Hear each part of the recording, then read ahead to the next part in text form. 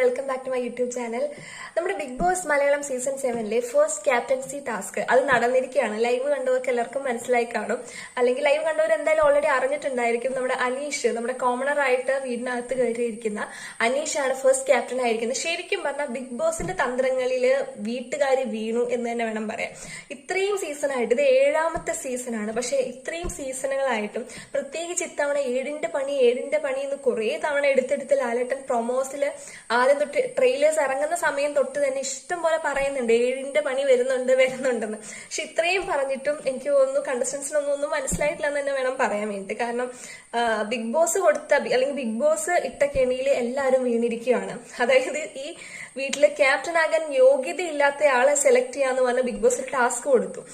പക്ഷെ അതില് അതിവിദഗ്ധമായിട്ട് 7 വോട്ടുകളോട് കൂടിയിട്ട് അനീഷിനെ എല്ലാവരും പറഞ്ഞേക്കാം. അനീഷ് വളരെയധികം എന്താ പറയുക ഇങ്ങനെ ട്രിഗർ ചെയ്യുന്നുണ്ട് കേട്ടോ. കോമണർ ആയിട്ട് കയറിയിട്ട് എനിക്ക് തോന്നുന്നു പലരും പറയുന്നുണ്ട് ആള് ഭയങ്കര ഇറിറ്റേഷൻ ആണ്, ആള് ഭയങ്കര അനോയിങ് ആണ്, ഇറക്കി കളയണം എന്നൊക്കെ ഒരുപാട് കമന്റുകളൊക്കെ കാണുന്നുണ്ട്. പക്ഷെ മിണ്ടാതെ ഇരുന്ന വാഴയായിട്ട് ഗെയിം കളിക്കുന്ന ഒരു വാഴയായിട്ടൊരു മൂലയിൽ ഇരിക്കുന്നപ്പോ അതിലേക്കാൾ നല്ലതാണല്ലോ അല്ലെ. എന്തെങ്കിലുമൊക്കെ പറഞ്ഞ് തുടക്കം തൊട്ട് തന്നെ ചെറുതായിട്ട് ചൊറിഞ്ഞ് ഇപ്പൊ സത്യം പറഞ്ഞാൽ അനീഷ് ഉണ്ടാക്കുന്ന കണ്ടന്റുകളൊക്കെ എന്താ പറയാ വേറെ ആൾക്കാര് ഒരുപാട് പേര് മുന്നോട്ട് വന്നിട്ടില്ല.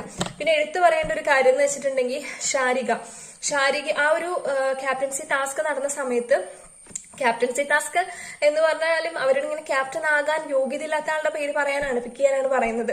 അപ്പൊ അനീഷ് എടുക്കുന്നത് ഷാരികേനെയാണ് എടുക്കുന്നത്. പക്ഷെ അനീഷ് ഷാരികയെ നല്ലപോലെ ട്രിഗർ ചെയ്യുന്നുണ്ട്. പക്ഷെ ഷാരിക കൊടുത്ത മറുപടി, ഷാരികയുടെ ടേൺ വന്നപ്പോൾ നല്ല രീതിയിൽ അതിനുള്ള മറുപടി കൊടുത്തിട്ടുണ്ട്.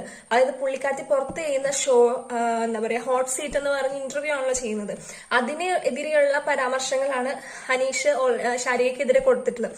അപ്പൊ ഷാരിക കറക്റ്റ് അനീഷിനെ ആ കറക്റ്റ് തന്നെ പറഞ്ഞ കാര്യങ്ങൾ വളരെയധികം പോയിന്റ് ഔട്ട് ചെയ്തിട്ട് ആ ഷോയുടെ പേരിലല്ല എന്നെ ജഡ്ജ് ചെയ്യേണ്ടത് എന്നുള്ളത് വളരെ വ്യക്തമായിട്ട് ഷാരിക പറഞ്ഞിട്ടുണ്ട്. ഷാരികയുടെ നിലപാടുകളും അഭിപ്രായങ്ങളും വളരെ എന്താ പറയാ വളരെ സ്ട്രോങ് ആയിട്ട് തന്നെ, അത് ഇന്നലെ കയറിയപ്പോ തൊട്ട് തന്നെ നമുക്ക് തോന്നിയതാണ്, വളരെ സ്ട്രോങ് ആയിട്ട് കാര്യങ്ങൾ അവതരിപ്പിക്കാൻ കെൽപ്പുള്ള ഒരു കണ്ടസ്റ്റന്റ് ആണ് ഷാരിക.